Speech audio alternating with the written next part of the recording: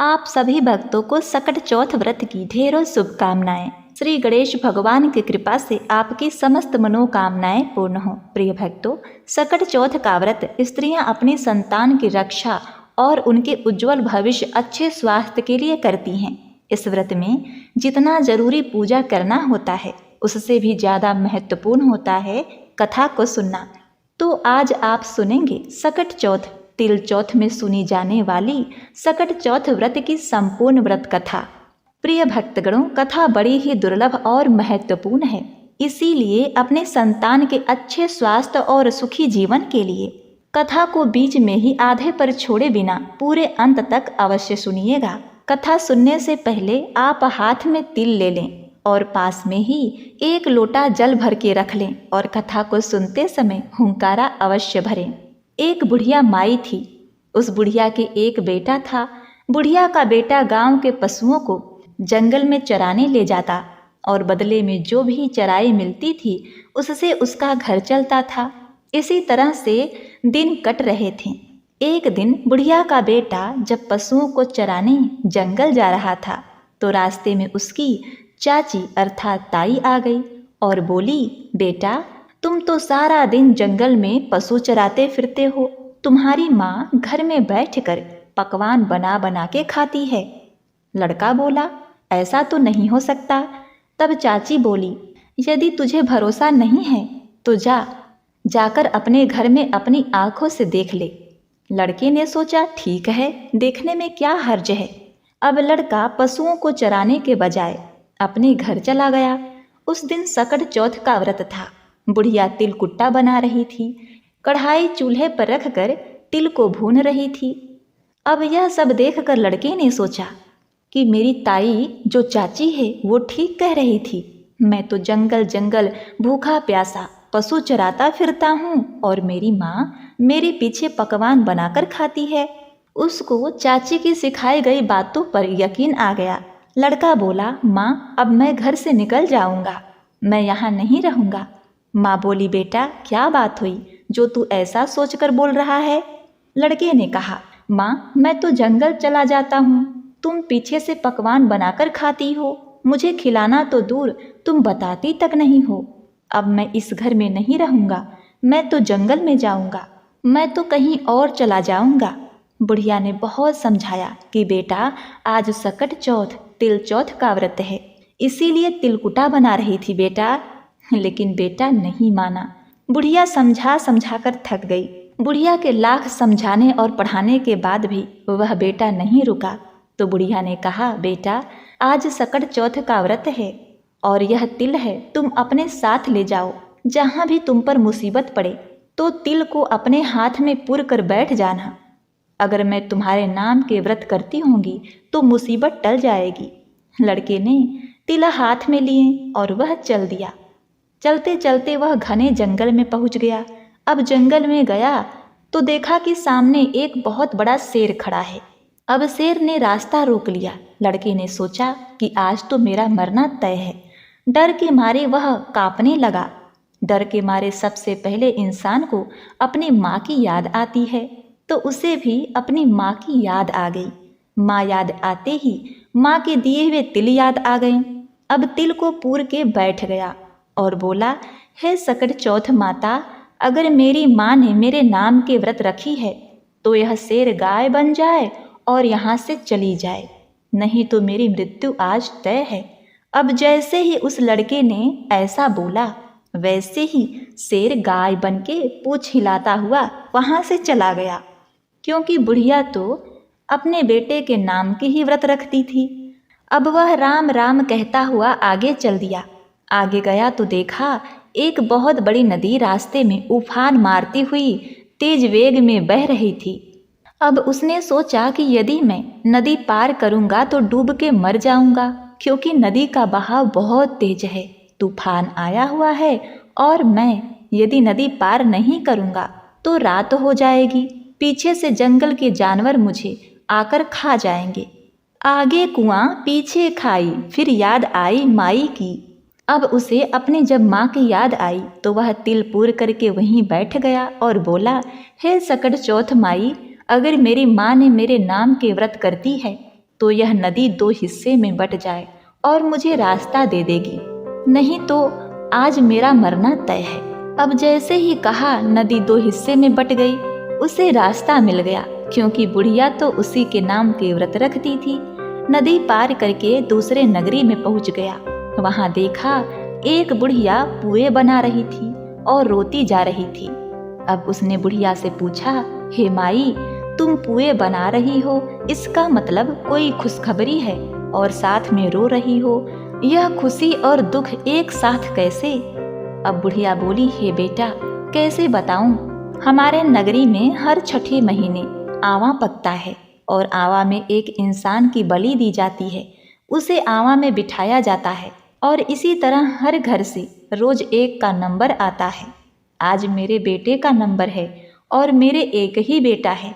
आज मेरा बेटा आवा में मर जाएगा, इसीलिए मैं दुखी हूँ।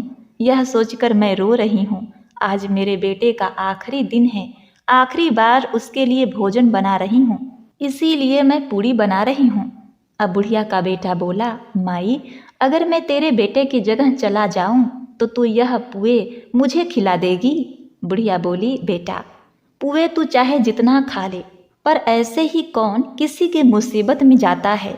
वह बोला, माई, मैं चला जाऊंगा। भर पेट पुए खाकर वह सो गया। रात को सैनिक उसे बुलाने के लिए आए। अब बुढ़िया उसे जगाती है और बोली, बेटा, जा, सैनिक के साथ जा। अब वह सैनिकों के साथ चला गया। जाके एक ओट में बैठ गया और ओट में बैठकर अपने तिल पूर लिए और बोला, हे संकट चौथ माता, अगर मेरी माँ मेरे लिए सच में व्रत रखती है तो इस आग से मैं आज न जलूं, नहीं तो आज मेरा जलना तय है। अब उसे आवे में चुनवा दिया गया। 3 दिन हो गए। वहीं बच्चे गिल्ली डंडा खेल रहे थे। गिल्ली जाके मटके पर लगी तो टन से आवाज आई और टन की आवाज सुनकर सब घबरा गए। आवा तो पूरे 6 महीने में पकता था, तीसरे दिन ही कैसे पक गया? सारी नगरी इकट्ठी हो गई। राजा को बुला लिया गया। सैनिक ने कहा कि मटके उतारो। जैसे ही सैनिक मटके उतारने लगे, अंदर से आवाज आई, भाई धीरे धीरे उतारो, नहीं तो मुझे चोट लग जाएगी। उसकी आवाजें सुनकर सैनिक दूर भाग गए कि इसमें से कोई भूत है। अब राजा भी तलवार निकालकर खड़े हो गए और बोले कि सच सच बता, तू कौन है? तब मटकों में से बुढ़िया का बेटा निकला। बोला, महाराज, मैं कोई भूत नहीं हूँ, ना ही पिशाच हूँ, मैं तो एक बुढ़िया का बेटा हूँ। मेरी माँ मेरे नाम की सकट चौथ का व्रत करती थी। चाची ताई के सिखाई में आ गया और घर से निकल गया और मेरी माँ ने यह तिल दिया था। माँ ने कहा था कि अगर मेरे नाम के व्रत करती होगी तो जो भी मेरे पर संकट आएगा वह टल जाएगा। और भाई, मैं तो तिल पुर के बैठ जाता हूँ, जो भी मुसीबत पड़ती है वह टल जाती है। इतना सुनकर रानी बोली, हे महाराज, क्यों ना अपनी बेटी का ब्याह इससे कर दें, इसको तो अग्नि भी नहीं जला सकी। राजा रानी ने अपनी बेटी का विवाह उसके साथ कर दी। वो घर जवाई बन के महल में रहने लगा। अब तो दिन पे दिन बीतने लगे। राजा की बेटी और बुढ़िया का बेटा दोनों एक दिन छत पर घूम रहे थे। छत पर घूमते घूमते उसे अपने देश की याद आ गई। बुढ़िया का बेटा बोला, आज तो हमारे गांव के तरफ बादल छाए हैं, लगता है बहुत ज़्यादा बारिश होगी। राजा की बेटी बोली, आपके भी गांव है? वो बोला, हाँ, हमारे भी गांव है, घर भी है और एक माँ भी है, सब कुछ है। तो राजा की बेटी बोली, तो फिर हम यहाँ क्यों रह रहे हैं, हम अपने घर चलेंगे। बुढ़िया का बेटा बोला, तू अपने पिताजी से पूछ ले, अगर वह कहेंगे तो हम अपने घर चलेंगे। अब राजा की बेटी जाके अपने पिता से बोली, पिताजी पिताजी, आपके जमाई अपने घर जाना चाहते हैं। राजा ने कहा, यह तो बड़ी अच्छी बात है, दूर जमाई लाख कमाई, घर जमाई खाक जमाई। तुम अपने घर जाओ और कमाओ खाओ, अच्छे से अपनी गृहस्थी बसाओ, हम तो इसी में राजी हैं। राजा ने खूब अन्न धन हाथी घोड़े हीरे मोती देकर अपनी बेटी को विदा किया। अब वह दोनों चल दिए। अब बुढ़िया का बेटा गांव के पास आ गया तो उसने अपने सैनिकों को भेजा कि जाके मेरी माँ को बता दो कि उसका बेटा बहू आ रहे हैं। तब सैनिक गया, देखा कि बुढ़िया रो रो के अंधी हो गई है। सैनिकों ने जाके कहा, बुढ़िया तेरा बेटा और बहू आए हैं। तो बुढ़िया माई बोली, हे बेटा, सारा गांव तो मुझे बोली बोलता है, तू क्यों बोली मार रहा है? मेरा बेटा तो पड़ोसन के सिखाई में आकर अपना घर छोड़कर चला गया। पता नहीं उसे कोई जानवर खा गया होगा कि पता नहीं वह जिंदा भी होगा। उसकी कोई खोज खबर नहीं आई। तो सैनिकों ने कहा, ना माई, तेरा बेटा आया है। अब सारा गांव इकट्ठा हो गया कि बुढ़िया का बेटा आ गया, बुढ़िया का बेटा आ गया। वो बोली, हे सकट चौथ माता, मेरा बेटा आया है तो दूध की धार सीधे उसकी मूंछ पर पड़ेगी। अब उसे चमड़े की आंगे पहनाई गई। जैसे ही बुढ़िया का बेटा उसके सामने आया, आंगी फट करके दूध की धार छाती से बह करके उसकी दाढ़ी मूंछ भींग गई। सारे गांव में हल्ला मच गया कि बुढ़िया का बेटा आ गया, बुढ़िया का बेटा आ गया। सकट चौथ माता के कृपा से बुढ़िया की आंखें भी ठीक हो गई। जैसे ही बेटा सामने आया, बेटे को देखकर बुढ़िया बहुत ही प्रसन्न हुई। अब बेटा तो माँ के पैरों में गिर पड़ा कि हे माँ, मुझे माफ़ कर दो, मैं चाची ताई के सिखाने में आ गया था और घर छोड़कर चला गया था। तुम तो मेरे ही नाम के व्रत करती थी। तुम्हारे दिए हुए तिलों ने, संकट माता ने हमारी मुसीबतों से रक्षा करी। प्रिय भक्तों, बेटे बहू को देखकर बुढ़िया माई अपने सारे पुराने दुख भूल गई। बुढ़िया बोली, बेटा, सकट चौथ माता ने मूल तो लौटाया ही, साथ में ब्याज भी लौटाया। अब बुढ़िया के ठाठ हो गए। बेटा बहू बुढ़िया की खूब सेवा करने लगे। हे सकट चौथ माता, जैसी कृपा तुमने बुढ़िया पर करी, वैसी कृपा सब पर करना। इस कहानी को कहते सुनते हुंकारा भरते अपने सभी भक्तों पर करना। सभी के परिवार पर अपनी कृपा दृष्टि बनाए रखना। तो प्रिय भक्तगणों, अपने बच्चों के अच्छे भविष्य की कामना करते हुए श्री गणेश जी को प्रसन्न करने के लिए आइए सुनते हैं यह पावन पवित्र दुर्लभ व्रत कथा, जिसे खुद भगवान श्री गणेश जी ने माता पार्वती को सुनाया था।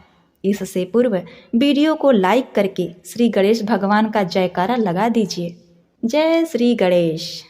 एक बार माता पार्वती ने श्री गणेश से कहा, हे लंबोदर, आज आप मुझसे कोई ऐसा व्रत तप कहो जिसे करने से माताओं को अपने पुत्र के मृत्यु का भय न रहे।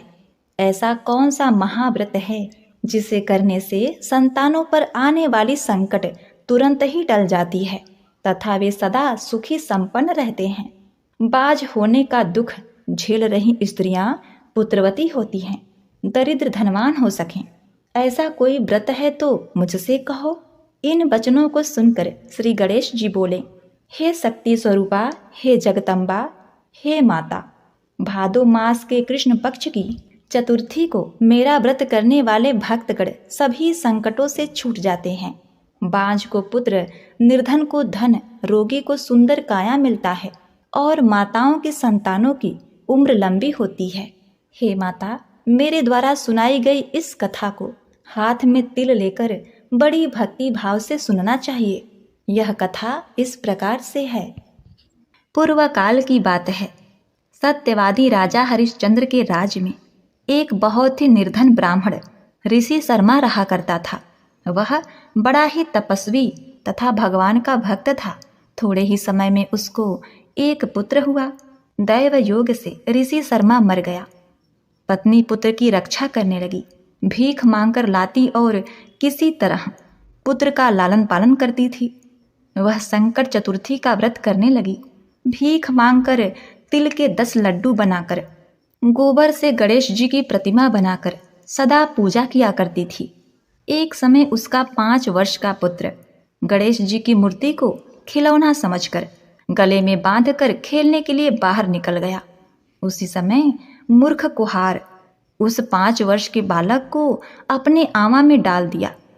इधर उसकी माता पुत्र को न पाकर पागल सी हो गई और गणेश भगवान का पूजन करके विलाप करने लगी। उसने कहा, हे गणेश, हे महाकाय, हे जटा समूह, हे शोभायमान, पुत्र दुख से पीड़ित मेरी रक्षा करें।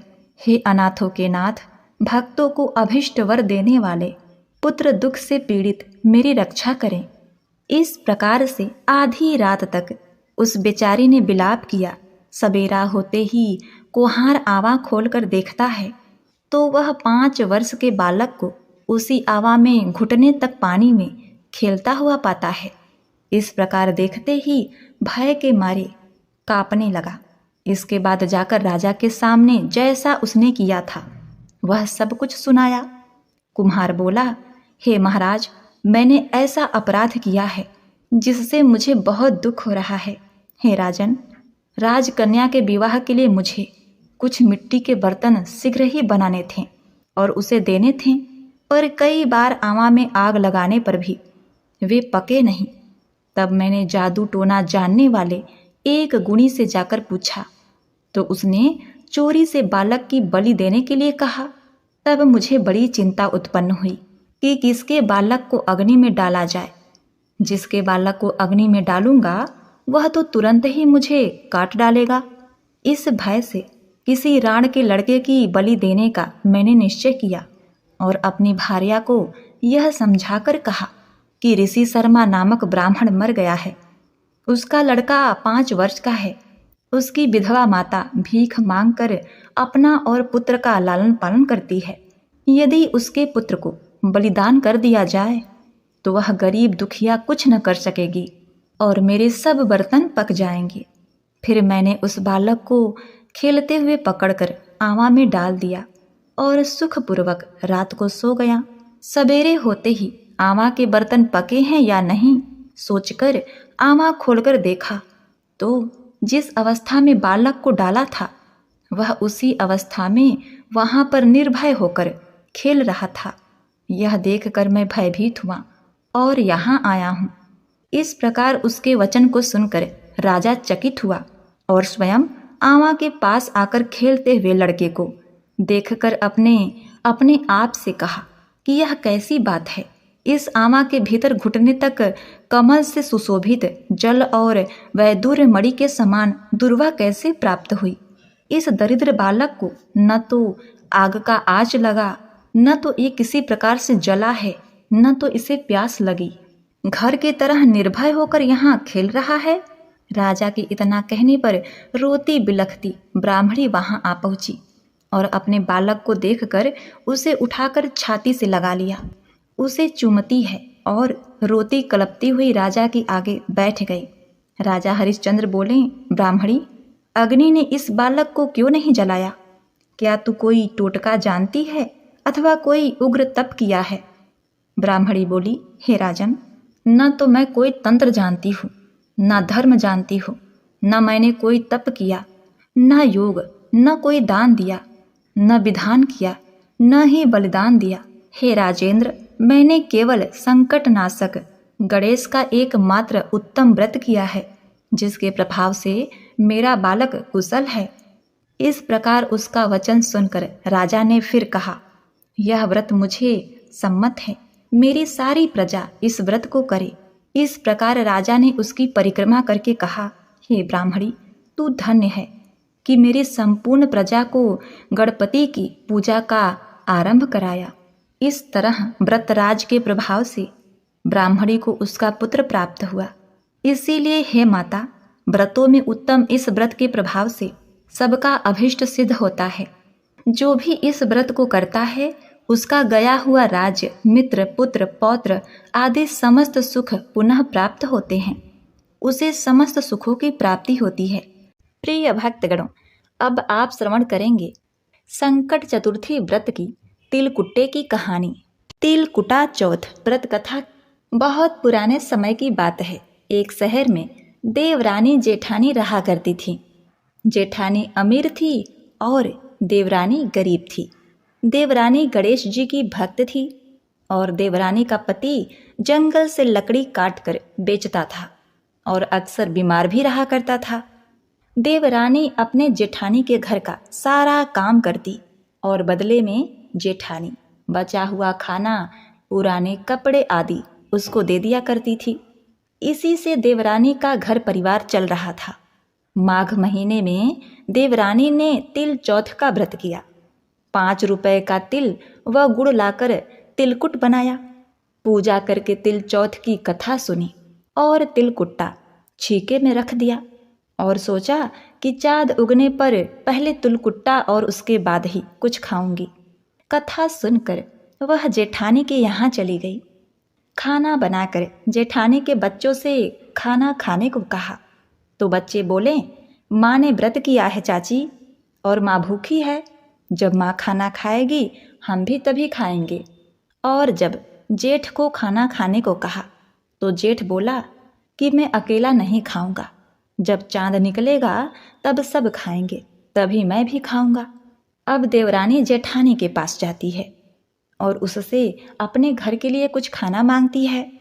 तो जेठानी ने कहा कि अरे आज तो किसी ने अभी तक खाना नहीं खाया, तुम्हें कैसे दूं? तुम सुबह आना और जो बचा हुआ खाना रहेगा सुबह ले जाना। प्रिय भक्तगणों, देवरानी के घर पति बच्चे सब आस लगाए बैठे थे कि आज तो त्यौहार है, इसलिए कुछ पकवान आदि खाने को मिलेंगे। परंतु बच्चों को जब पता चला कि आज तो रोटी भी नहीं मिलेगी तो बच्चे जोर जोर से रोने लगे। क्या करते बेचारे, बहुत भूखे थे। उसके पति को भी बहुत गुस्सा आया। कहने लगा कि दिन रात काम करके भी 2 रोटी नहीं ला सकती हो, काम क्यों करती हो? पति ने गुस्से में आकर पत्नी को कपड़े धोने के धोबना हाथ से छूट गया तो पाटे से मारा। बेचारी गणेश जी को याद करती हुई रोते रोते पानी पीकर सो गई। उसी दिन गणेश जी देवरानी के सपने में आए और कहने लगे, धोबने मारी पाटे मारी, सो रही है या जाग रही है? वह बोली, कुछ सो रही हूँ महाराज, कुछ जाग रही हूँ। गणेश जी बोले, भूख लगी है, कुछ खाने को दे दो। देवरानी बोली, क्या दूँ? मेरे घर में तो अन्न का एक दाना भी नहीं है। जेठानी बचा खुचा खाना देती थी, आज वो भी नहीं मिला। पूजा का बचा हुआ तिलकुट्टा छीके में पड़ा है, वही खा लो। तिलकुट्टा खाने के बाद गणेश जी बोले, धोबने मारी पाटे मारी, निपटाई लगी है, कहाँ निपटूं? वो बोली, इतना सारा जगह पड़ा है, यही निपट लो, जहाँ इच्छा हो वहाँ निपट लो। फिर गणेश जी बोले, अब कहाँ पोछूं? अब देवरानी को बहुत गुस्सा आया कि कब के तंग करे जा रहे हैं। वो बोली, मेरे सर पर पोछो और कहाँ पोछोगे? सुबह जब देवरानी उठी तो यह देखकर हैरान रह गई कि पूरा घर हीरे मोती से जगमगा रहा है। सिर पर जहाँ विनायक जी पोछनी कर गए थे वहाँ हीरे के टीके व बिंदी जगमगा रहे थे। उस दिन देवरानी जेठानी के घर काम करने नहीं गई। बड़ी देर तक राह देखने के बाद जेठानी ने अपने बच्चों को देवरानी को बुलाने को भेजा। जेठानी ने सोचा कल खाना नहीं दिया, इसीलिए शायद देवरानी बुरा मान गई है। अब देखिए, बच्चे बुलाने गए और बोले, चाची चाची चलो, माँ ने बुलाया है, सारा काम पड़ा है। देवरानी ने कहा, बेटा बहुत दिन तेरी माँ के यहाँ मैंने काम किया है, अब तुम अपनी माँ को ही मेरे यहाँ काम करने भेज दो। बच्चों ने जाकर माँ को बताया कि माँ चाची का तो पूरा घर हीरे मोतियों से जगमगा रहा है, चाची ने सुंदर सुंदर गहने पहने हुए हैं। जेठानी दौड़ी दौड़ी देवरानी के पास आई और पूछा कि ये सब कैसे हुआ। देवरानी उसके साथ जो कुछ भी हुआ था सब कह डाली। ये सब सुनकर जेठानी के मन में लालच आ गया। घर लौटकर जेठानी अपने पति से कहती है कि सुनो जी, आप भी मुझे धोबने और पाटे से मारो। उसका पति बोला कि तू बावली है क्या? अरे भली मानस, मैंने कभी तुम पर हाथ नहीं उठाया, मैं तुम्हें धोबने और पाटे से कैसे मार सकता हूँ? प्रिय भक्तगणों, इस पर भी वह नहीं मानी और जिद करने लगी। मजबूरन पति को उसे मारना पड़ा। अब क्या था, मार खाने के बाद उसने ढेर सारा घी डालकर चूरमा बनाया, छीके में रखकर सो गई। रात को चौथ विनायक जी सपने में आए, कहने लगे, भूख लगी है, क्या खाऊं? जेठानी ने कहा, हे गणेश जी महाराज, मेरी देवरानी के यहाँ तो आपने सूखा रूखा तिलकुट्टा खाया था, मैंने तो घी डालकर चूरमा बनाया है, आपके लिए छीके में रखा है और फल मेवे भी रखे हैं, जो चाहे खा लीजिए। अब क्या था, गणेश जी पेट भरकर खा लेते हैं और उनका पेट खराब हो जाता है। गणेश जी बोले, अब निपटने कहाँ जाऊं? जेठानी बोली, देवरानी के यहाँ तो टूटी फूटी झोपड़ी थी, मेरे यहाँ तो कंचन के महल हैं, जहाँ चाहो निपट लो। फिर गणेश जी ने पूछा, अच्छा अब कहाँ पोंछूं? जेठानी बोली, मेरे ललाट पर बड़ी सी बिंदी लगाकर पोंछ लो। देवरानी के बाल तो बहुत गंदे थे, मैंने अपने बाल में चमेली के तेल लगाए हैं, मेरे बाल में ही पोंछ लो। धन की भूखी जेठानी सुबह बहुत जल्दी उठ गई। सोचा कि घर हीरे जवाहरात से भर चुका होगा, पर देखा तो पूरे घर में गंदगी फैली हुई थी, तेज बदबू आ रही थी। उसके सर पर भी बहुत सी गंदगी लगी हुई थी। उसने कहा, हे गणेश जी महाराज, ये आपने क्या किया? मुझसे रूठे और देवरानी पर टूटे। जेठानी ने घर की सफाई करने की बहुत कोशिश करी, परंतु गंदगी और ज़्यादा फैल गई। जेठानी के पति को मालूम चला तो वह बहुत ही गुस्सा हुआ। बोला, तेरे पास इतना सब कुछ था, फिर भी तेरा मन नहीं भरा, तू कितनी लालची है। परेशान होकर विनायक जी महाराज के पास मदद के लिए विनती करने लगी। विनायक जी ने कहा, देवरानी से जलन के कारण तूने जो किया था वह उसी का फल है। अब तू अपने धन में से आधा उसे देगी, तभी यह सब साफ होगा। उसने आधा धन बांट दिया, किंतु मोहरों की एक हांडी चूल्हे के नीचे गाड़ दी। उसने सोचा कि किसी को पता नहीं चलेगा, और उसने उस धन को नहीं बांटा। उसने कहा, हे विनायक जी महाराज, अब तो अपना यह सब बिखराव समेटो। वो बोले, पहले चूल्हे के नीचे गाड़ी हुई मोहरों की हांडी निकालो और ताखे पे रखी हुई 2 सुइयां उतारो। इस प्रकार विनायक जी ने सुई जैसी छोटी चीज का भी बंटवारा कराकर अपनी माया समेट ली। हे गणेश जी महाराज, जैसे आपने देवरानी पर कृपा करी, वैसे सब पर करना। कहानी कहने वाले, सुनने वाले और हुंकारा भरने वाले पर सब पर अपनी कृपा दृष्टि बनाए रखिएगा, किंतु जेठानी को जैसी सजा दी वैसे किसी को मत देना। बोलो गणेश जी महाराज की जय, चौथ माता की जय। किसी नगर में एक बुढ़िया माई रहा करती थी। उनका एक बेटा था।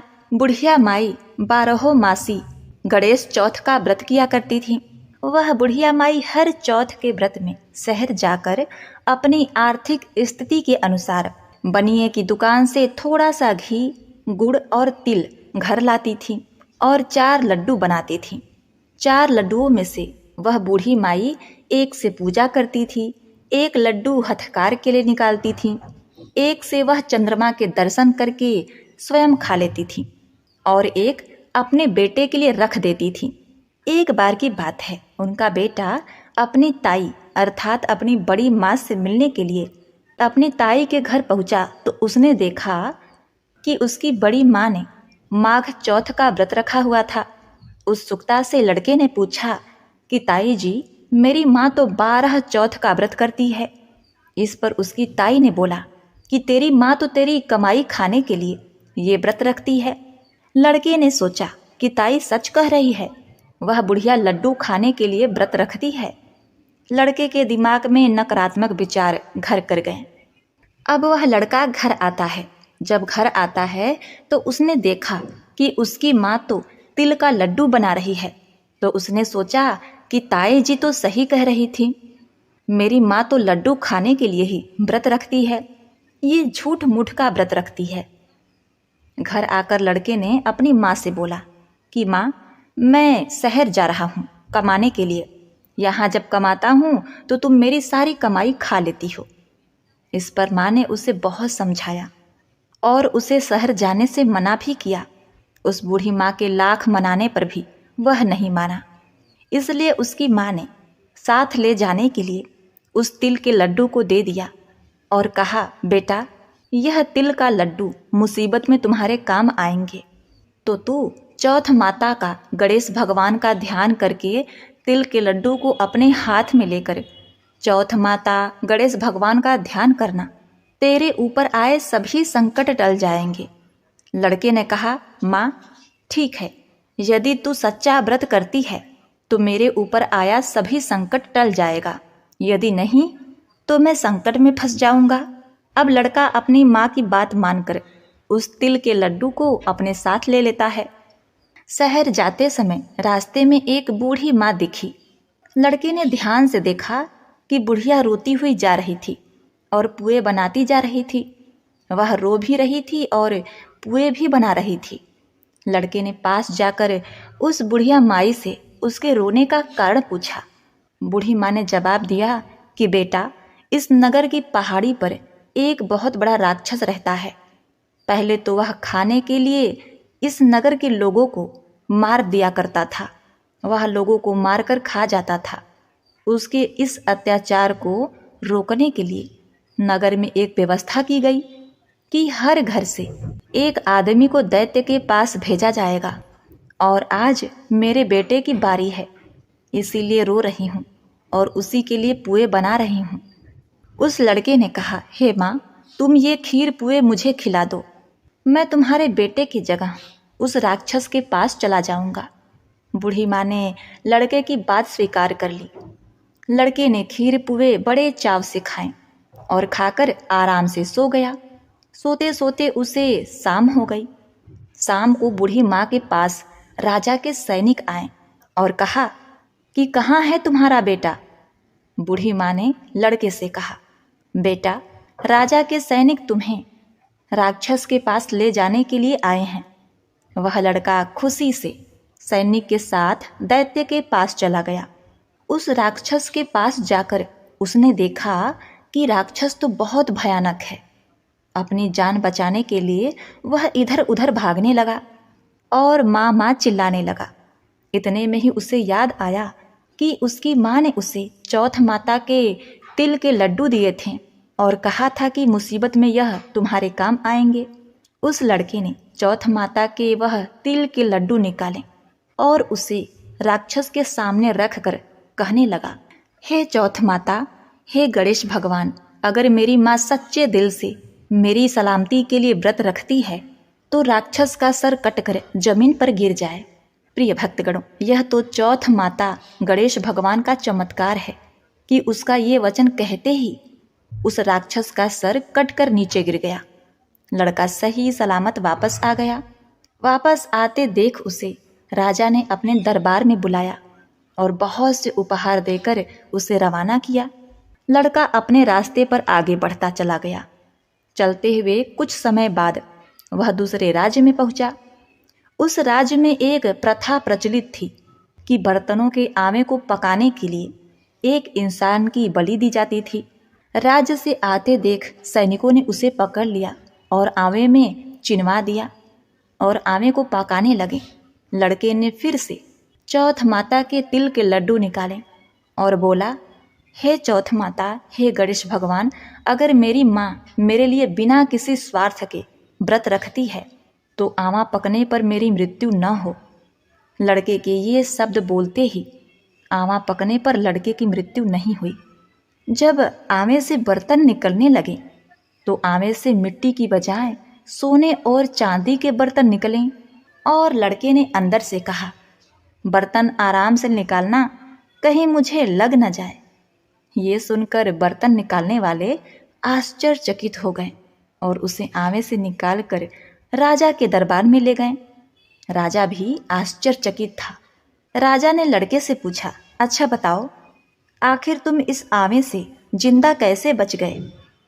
लड़के ने जवाब दिया कि मेरी माँ मेरे लिए चौथ के 12 महीने व्रत रखती है, इसलिए चौथ माता की कृपा से, गणेश भगवान की आशीर्वाद से मैं इस आवे से सही सलामत वापस निकल आया हूँ। अब देखिए, राजा को लड़के की बात पर यकीन नहीं हो रहा था, इसीलिए राजा अपनी आंखों से चौथ माता गणेश भगवान का चमत्कार देखना चाहता था।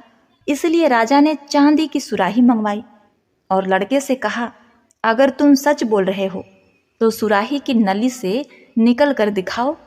प्रिय भक्तगणों, उस लड़के ने देखा कि एक भंवरा सुराही के मुख से बाहर निकला है। लड़के ने चौथ माता का नाम लेकर आंखें बंद करके उस तिल के लड्डू को हाथ में लेकर कहा, हे चौथ माता, हे गणेश भगवान, अगर मेरी माँ तुम्हारे 12 महीने के व्रत रखती है, उसने सच्चे मन से गणेश चौथ तिल चौथ का व्रत किया है, तो मैं भंवरा बनकर सुराही के मुंह से बाहर निकल आऊं। देखते ही देखते राजा की आंखों के सामने वो लड़का भंवरा बन गया और सुराही के मुख से बाहर निकल गया। राजा ने यह चमत्कार देखा और आश्चर्यचकित हो गया और राजा बहुत खुश हुआ। राजा इतना खुश हुआ कि राजा ने अपनी पुत्री की शादी उस लड़के से कर दी। पूरे नगर में राजा ने प्रचार करवा दिया कि नगर की सारी महिलाएं चौथ माता का व्रत करना आरंभ कर दे। कुछ समय बीत जाने के बाद लड़के को अपनी माँ की याद आई कि मेरी माँ तो बिना किसी स्वार्थ के मेरी सही सलामती के लिए व्रत रखती थी और मैंने किसी अन्य के कहने पर अपनी माँ को गलत समझ लिया। चौथ माता के आशीर्वाद से, गणेश भगवान के अनुकंपा से अभी तक सही सलामत हूँ। इस कारण लड़के ने राजा से अपने नगर जाने की इच्छा प्रकट की। राजा ने उसकी बात मान ली और बहुत दान दहेज और हाथी घोड़े देकर विदा किया। लड़के की कई दिन की यात्रा के बाद वह अपने घर पहुंचा। जिस दिन वह घर पहुंचा उस दिन चौथ का दिन था। लड़का उसी बनिए की दुकान में गया जहां उसकी माँ हर चौथ को आती थी। लड़के ने सोचा, आज माँ इस दुकान से गुड़ और तिल और घी लेने जरूर आएगी। जैसा लड़के ने सोचा था ठीक वैसा ही हुआ। हाथ में लाठी लिए हुए उसकी माँ रास्ते से आती हुई दिखाई दी। उसकी माँ की उम्र बहुत अधिक होने के कारण उन्हें दिखना कम हो गया था। उसकी लाठी से पैर मारा और जानबूझकर पुत्र के बारे में अपशब्द कहने लगा। उसकी बूढ़ी माँ ने कहा, भले ही मुझे गाली दे दो पर मेरे पुत्र को कुछ मत कहना। माँ के यह शब्द सुनकर बेटा उनके पैरों में गिर पड़ा और कहने लगा, माँ, मैं तुम्हारा ही बेटा हूँ, मुझे माफ़ कर दो। माँ ने उसे पहचाना और गले लगा लिया, पर उसका बेटा इतनी धन दौलत के साथ वापस आया था, इसीलिए नगर के वासियों ने विश्वास नहीं किया कि वह उसका ही बेटा है। बुढ़िया ने चौथ माता को याद किया और मन ही मन चौथ माता गणेश भगवान से कहने लगी कि मैंने अगर सच्चे मन से तुम्हारा व्रत किया है तो मेरे स्तनों से दूध आ जाए, दूध की धार मेरे बेटे के मुख में गिरे। प्रिय भक्तगणों, चौथ माता की चमत्कार से बिल्कुल ऐसा ही हुआ। दूध की धारा उसके बेटे के मुंह में गिरने लगी। सभी लोग देखकर हक्के बक्के हो गए। उन्हें यकीन हो गया कि यही उन्हीं का बेटा है और चौथ माता गणेश भगवान की जय जयकार करने लगे। उस नगर के सभी लोग चौथ माता का व्रत हर महीने रखने लगे। तो बोलिए श्री गणेश भगवान की जय, चौथ माता की जय। प्रिय भक्तगणों, अब आइए सुनते हैं गणेश जी की आरती। जय गणेश जय गणेश जय गणेश देवा, माता जकी पार्वती पिता महादेवा। एक दंत दयावंत चार भुजाधारी, माथे सिंदूर सोहे मूस की सवारी।